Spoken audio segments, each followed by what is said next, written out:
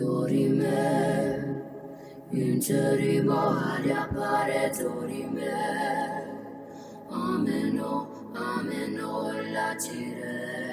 Olá, sejam bem-vindos ao terceiro milênio, a visão espírita para uma nova era, um programa da Liga Espírita Pelotense. Terceiro milênio tem como tema hoje perguntas e respostas na visão espírita. Entre as perguntas estaremos questionando sobre depressão, suicídio, violência, transformação do nosso planeta. E para responder essas e outras perguntas na visão espírita, aqui junto conosco, Dr. Sérgio Lopes. Sérgio Lopes, médico psiquiatra, escritor, orador espírita e presidente da Associação Médica Espírita de Pelotas. Sérgio, que alegria e satisfação contar com a tua presença. Madeira, muito bom estar aqui. Alegria nossa, podemos contar com a tua presença aqui no nosso programa. Seja bem-vindo. Muito obrigado. Sérgio, fala sobre depressão. A depressão, ela existe como doença? Com certeza, com certeza. Essa é uma questão interessante porque muitas pessoas têm uma confusão sobre esse assunto ainda, né? A depressão, ela ainda é vista em nosso meio de uma maneira confusa. Nós poderíamos até dizer que, sob certos aspectos, nós podemos e devemos considerar a depressão como doença. Mas depois podemos conversar um pouco sobre isso, no sentido de que em que aspectos ela não é doença. As pessoas tratam o indivíduo com depressão como alguém que não tem vontade de reagir, como alguém que falta ânimo, como alguém que não tem motivação, como alguém desocupado, como alguém que não se esforça, quando na verdade a depressão, quando ela é doença mesmo, quando ela é um transtorno psiquiátrico, ela é uma alteração importante que impede o indivíduo de conseguir reagir. Então, ela existe como doença. A depressão como doença é aquele quadro que normalmente encontramos na família mais pessoas, ou é o pai, ou é a mãe, ou é a avó, um tio, irmãos, alguém mais tem depressão. Quando ela é doença, tem mais gente na família que apresenta. Mas é um quadro complexo, não é apenas uma tristeza. Ela é um quadro onde a pessoa falta o prazer, falta o ânimo, não tem iniciativa, não tem a disposição para trabalhar, muitas vezes não tem vontade de tomar banho, de sair de casa, de sair da cama, tem alterações de sono, desde falta de sono, que caracteriza a insônia, dificuldade para dormir de noite, ou o contrário, a pessoa dormir demais, alterações alimentares, alteração na sexualidade, pensamentos negativos, é aquela pessoa que não consegue olhar de forma positiva para a vida, ela olha para os acontecimentos da sua vida. Muitas vezes a pessoa tem depressão e está tudo bem na vida dela. Às vezes ela tem uma boa família, tem um trabalho e ela tem todas essas coisas que nós estamos falando. E ela se sente muito mal com isso, porque ela se sente culpada porque ela tem tudo para ser feliz e não consegue. Agravado o fato de que muitas vezes as pessoas de fora ainda dizem: mas como que tu estás triste? Tanta gente não tem um braço, não tem um emprego, e a pessoa se sente pior ainda, porque não depende dela querer estar assim. É algo que acontece no organismo dela que lhe impede de enxergar a vida com olhos positivos. Então, um dia bonito de sol, ela se sente pior porque ela não tem vontade de sair de casa. Pensamentos negativos ou pensamentos de preocupação. A pessoa, ela deita de noite e não consegue parar de pensar em alguma coisa que vai ter que fazer no outro dia. É frequente dela estar associada à ansiedade antecipatória. A depressão é aquela que a pessoa esfrega as mãos de ansiedade. Tem também esse tipo de depressão. Os pensamentos de morte, né? A pessoa tem ideias de morrer. Nós encontramos muitas pessoas que dizem isso: eu não vejo motivo pelo qual esteja viva, que eu devo estar viva, eu deveria morrer. E quando não, a pessoa então tenta o suicídio. Nós sabemos que a maior parte dos suicídios no mundo se devem por quadros depressivos. Então, o ponto dramático da depressão, o fim da fila da depressão é o suicídio. E nós encontramos um aumento das taxas de suicídio por conta de quadros depressivos, de transtornos psiquiátricos que merecem ser tratados. Então, esse é o primeiro ponto que é importante levantar. Existe a depressão como doença, e como tal ela precisa ser tratada como uma doença, um tratamento médico, psicológico, e aí nós podemos falar também sobre as questões espirituais. Tu falaste ainda agora há pouco, né, que a depressão poderá levar ao suicídio. Segundo a Organização Mundial de Saúde, cerca de 1 milhão de pessoas por ano cometem suicídio no mundo. Te pergunto, está faltando espiritualidade? O que tu poderia nos falar sobre isso? Porque o número é muito expressivo. Sim, em torno de de uma pessoa a cada 40 segundos. A cada 40 segundos, nesses minutos que nós estamos aqui, muitas pessoas já se suicidaram no mundo. Né? As taxas são realmente estarrecedoras. No Brasil, é em torno de 4 suicídios por 100 mil habitantes por ano. No Rio Grande do Sul, é em torno de 10 suicídios. A taxa no Rio Grande do Sul é maior do que nos outros estados do Brasil. Existem países que a taxa de suicídio aumenta muito, como a Bélgica, por exemplo, já vai para 20 suicídios por ano. O Japão e a Noruega chegam a 40 suicídios por ano. Isso é muita gente. Né? É muito. Se nós somarmos todas as guerras do planeta atualmente, as vítimas das guerras, dá um número menor do que as vítimas por suicídio. Então, veja, é um dado dramático. Em primeiro lugar, assustador e urgente que nós nos preocupemos com isso. Em primeiro lugar, a maior causa do suicídio se deve a transtornos emocionais. Então, a pessoa que se suicida, ela não está bem. Ela não está bem. Seja por depressão, seja por transtorno bipolar, seja por esquizofrenia, seja por uso de substâncias como o álcool e as drogas, que muitas vezes estão associadas aos transtornos mentais. 70% a 80% dos casos de suicídio no mundo, a pessoa apresenta um histórico de doença mental. Então, inicialmente, a questão do suicídio é uma questão médica. Né? Que ela precisaria estar sendo tratada psicologicamente, medicamente, muitas vezes com medicamentos. Mas é óbvio que nós precisamos ver o que além disso existe, além do problema orgânico que também tem, que faz com que, por exemplo, em países onde as taxas de questões sociais já não são tão problemáticas, em países onde não há problema de saúde, onde não há problema de educação, onde inclusive a questão de tratamentos médicos já são mais recorrentes, e ainda assim a taxa de suicídio é maior do que em países como o Brasil, por exemplo. E aí nós entramos na questão da espiritualidade.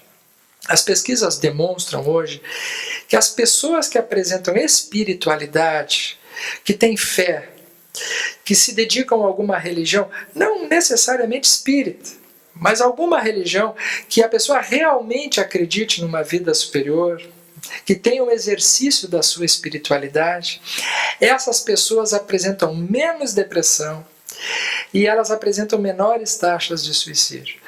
De tal modo que a espiritualidade é um fator de proteção contra o suicídio. E nós espíritas, nós sabemos algo mais além disso, que a espiritualidade, quando ela é exercida dentro de conhecimento da realidade da vida espiritual, quando nós sabemos, por exemplo, que do lado de um suicida, de uma pessoa com depressão, muitas vezes, na maior parte das vezes, existem espíritos desencarnados que estão lhe suscitando ideias de suicídio. Te mata. Tu não vale nada. Tu não serve para nada. A tua vida não vale mais a pena. Às vezes a pessoa tem 20 anos de idade. Tu não tem mais nada para fazer. E a pessoa, ela ouve pelo pensamento. Então é como se ela estivesse pensando nisso. E são interferências espirituais. Então, nesse momento em que a sintonia, por ela estar baixa e a pessoa estar pensando negativamente, isso atrai espíritos inferiores que fazem com que o quadro se torne mais grave ainda. Então, as pessoas que fazem tratamento espiritual, particularmente na casa espírita, através da desobsessão, através do passe, da oração, do evangelho no lar, da água fluidificada, apresentam índices de recuperação nos tratamentos de depressão e a melhora do risco das taxas de suicídio num grau muito importante. Isso nós temos na nossa prática clínica, as pessoas que têm tratamento espiritual e as pessoas que não têm. As pessoas que têm o tratamento espiritual se recuperam muito mais. E nós sabemos como espíritos que isso tem uma lógica. São as influências espirituais, é o campo vibratório da pessoa que se modifica na medida em que ela está tendo a proteção espiritual, o exercício da espiritualidade. Te pergunto assim, Sérgio, a depressão é sempre doença? Não, nem sempre uma pessoa que está pensando negativo, nem sempre uma pessoa que está desanimada, nem sempre uma pessoa que está irritada está com depressão. Isso é muito importante dizer também. Por quê? Se a pessoa ela está tendo um quadro do qual ela está se esforçando para sair, fazendo um empenho muito grande para sair e não consegue, é provável que seja depressão. Mas existem muitas pessoas que voluntariamente não se esforçam. E existem pessoas que não procuram melhorar os pensamentos. Existem pessoas que olham a vida de uma forma negativa. Há pessoas que ligam a televisão ou determinados programas apenas nas notícias ruins, para ver as coisas negativas. Né?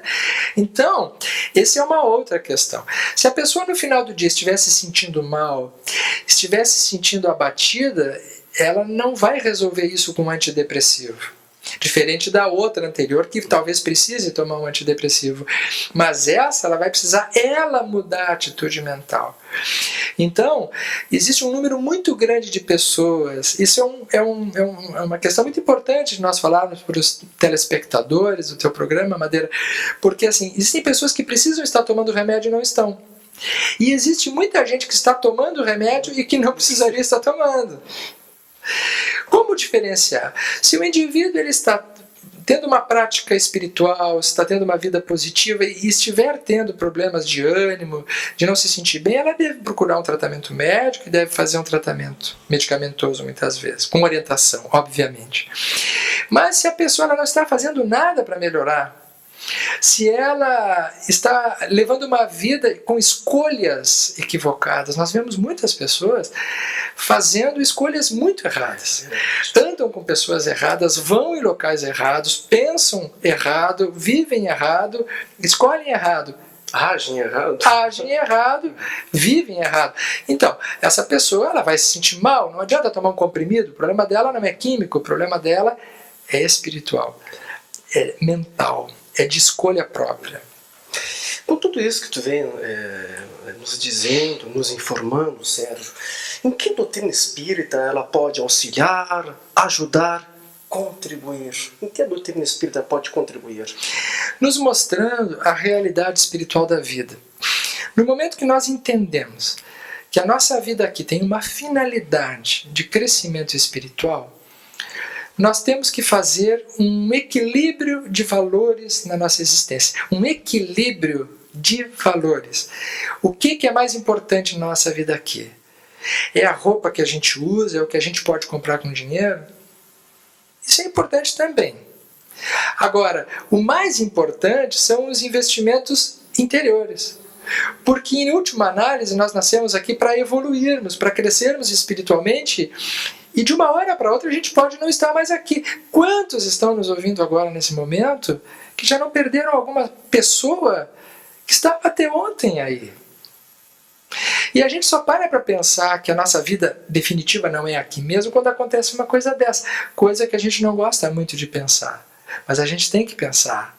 Tem que pensar desde cedo, porque ou por uma doença, ou por um acidente, ou por um infortúnio qualquer, daqui a pouco Nós já estamos do outro lado da vida. E nós estaremos do outro lado da vida sim. Porque a vida não tem fim. O que acaba é a vida material, mas nós continuamos existindo. A nossa consciência sobrevive à morte. Para aqueles que estão pensando em suicídio, ainda hoje atendi uma moça jovem que me fala que vem tentando suicídio há vários anos por quadro depressivo. E outro dia uma pessoa espírita disse para ela, olha, o que tu esperas alcançar com o suicídio tu não vais conseguir, porque a tua ideia com o suicídio é terminar o teu sofrimento, é fazer a mente parar de pensar, o coração parar de sentir. Isso não vai acontecer. Pelo contrário, tu vais continuar pensando, continuar sentindo e provavelmente num lugar muito pior, com companhias muito piores e com sensações muito piores. A tua situação vai piorar muito. E ela disse assim, poxa, mas então até o que eu achava que ia solucionar vai piorar mais ainda? E é verdade. O suicídio, ele não retira a vida mental, ele não elimina o nosso eu, ele faz com que a gente perca a oportunidade física de resolver os problemas. Então, no momento que o Espiritismo nos explica que a nossa encarnação tem a finalidade de nós nos curarmos espiritualmente, nós precisamos e devemos viver bem desde já aqui.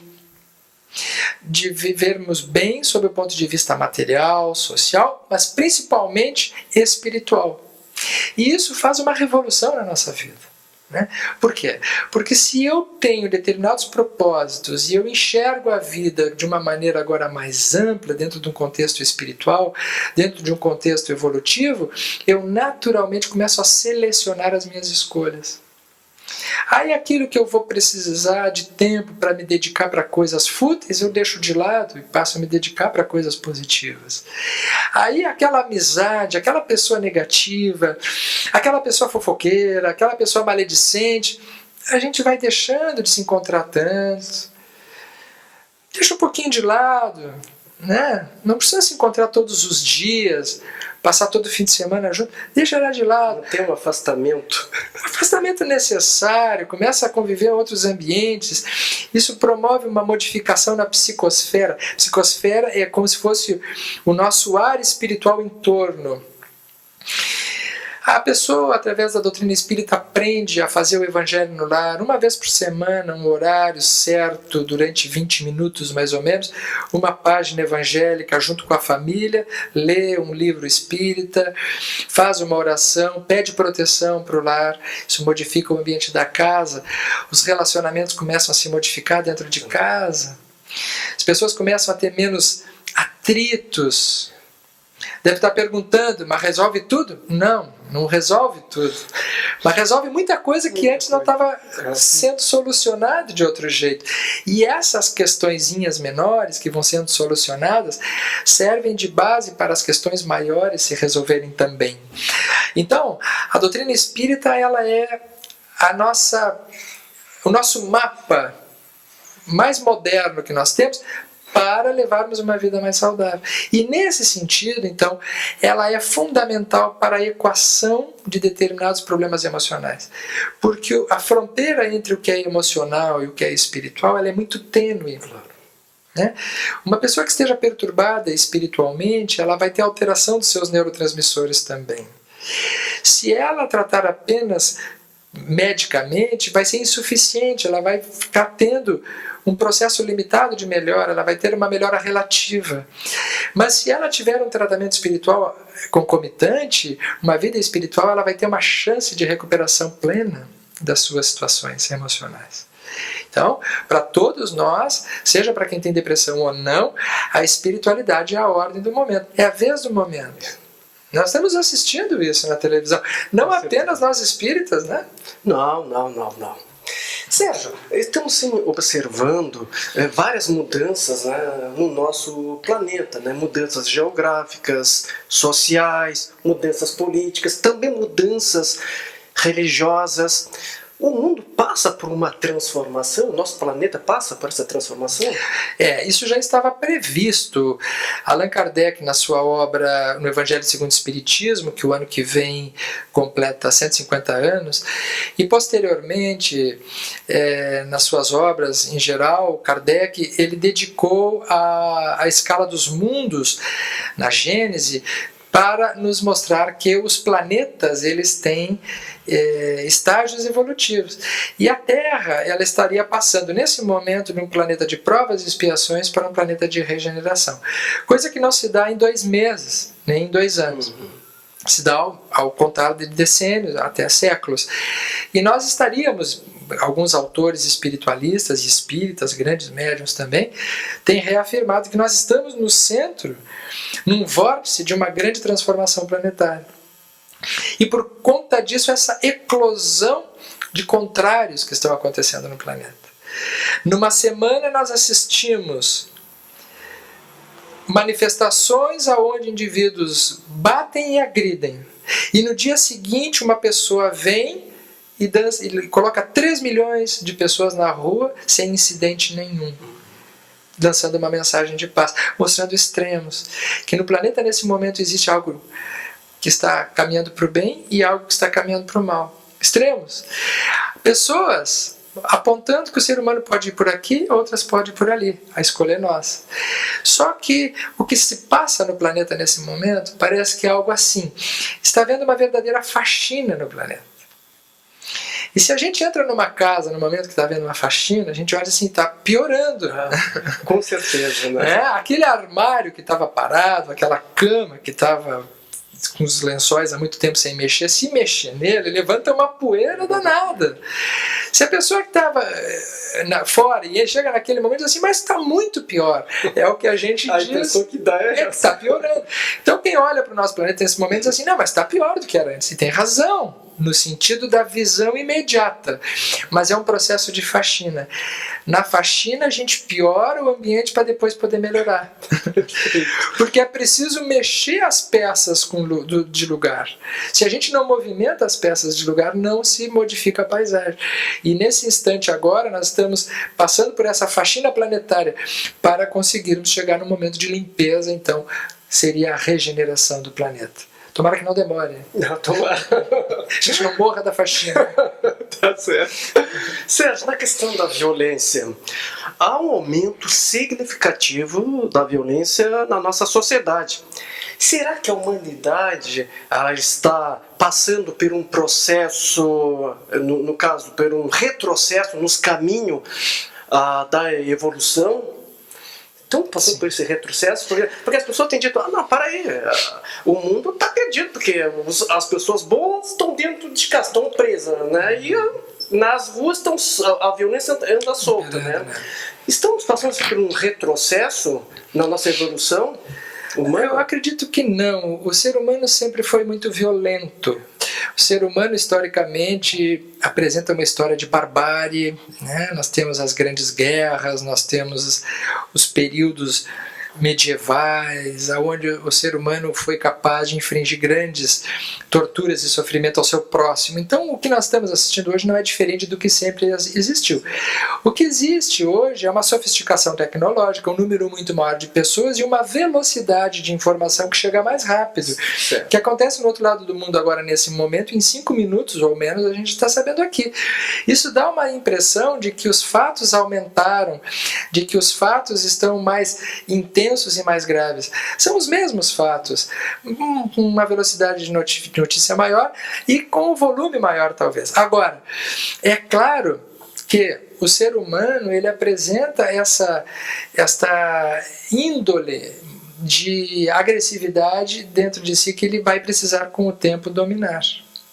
Isso não é propriamente uma involução, mas é um recrudescimento dos sentidos. E então aí nós chamamos a atenção para um fator fundamental que está minando e que está fazendo com que esta violência hoje seja, entre aspas, mais sofisticada, com requintes de crueldade, que são as drogas. Porque as drogas e o álcool, né, entraram com tudo na nossa sociedade moderna. E à medida que as drogas, essas substâncias de liberação de impulsos, ela está presente nos indivíduos violentos, ela faz com que a pessoa apresente uma expressão de violência maior. Porque ela tem um incremento orgânico dos seus potenciais agressivos. Fazendo então com que o indivíduo que já era... Estimula, no caso. Estimula, com certeza. Porque ela age em níveis primitivos do nosso cérebro. Em níveis primitivos. Se o indivíduo já tem uma índole violenta, aquilo fica ampliado, fica amplificado. Então, as expressões de violência hoje, elas estão embebidas, estão encharcadas nas substâncias. Nas substâncias ilícitas e nas substâncias lícitas. Né? Que nós temos em contradições tremendas que nós não podemos deixar de falar na nossa sociedade. Se fala mal das drogas, mas se usa drogas tão perigosas quanto essas patrocinando esportes. Não é isso? Então, uma droga que é estimulada por um lado, que é a droga também, que é o caso do álcool, que patrocina o esporte, ele é proibido para dirigir, são mensagens contraditórias. Isso mesmo. Então, a nossa sociedade precisará ser repensada futuramente sob o ponto de vista ético-moral. Que sociedade nós queremos? Né? Os nossos governantes, os nossos políticos, que sociedade nós queremos? Uma sociedade para reeleger o ano que vem ou para os filhos daqui a 20 anos? Que tipo de pessoa eu quero ser? Que tipo de profissional eu quero ser? Que tipo de autoridade eu quero ser? Né? Nós precisamos nos basear nos bons exemplos. Porque dentro dessa perspectiva espiritualista, o que nós fizemos hoje, nós vamos herdar logo depois, nós mesmos vamos herdar. Com certeza. Né? Então, a violência hoje, no meu entendimento, ela ganhou uma repercussão mais expressiva em função desses fatores que falamos, mas frisamos muito a questão do álcool, das drogas, das substâncias. Sérgio, queremos te agradecer profundamente a tua presença aqui, nosso muito obrigado. Querido Madeira, pode contar comigo sempre que eu puder no retorno. Muito obrigado, tá? Lembrando que os nossos programas estão disponíveis no portal lep.org.br/terceiro milênio. O terceiro milênio fica por aqui. Nós agradecemos seu carinho, sua atenção, sua audiência. Lembrando que temos um encontro marcado em nosso próximo programa. Nós estaremos aqui esperando por vocês. Desejamos a todos um dia maravilhoso, que tenha uma semana repleta de alegria, saúde, sucesso, amor e muito trabalho no bem. Fique em paz e que Deus nos abençoe.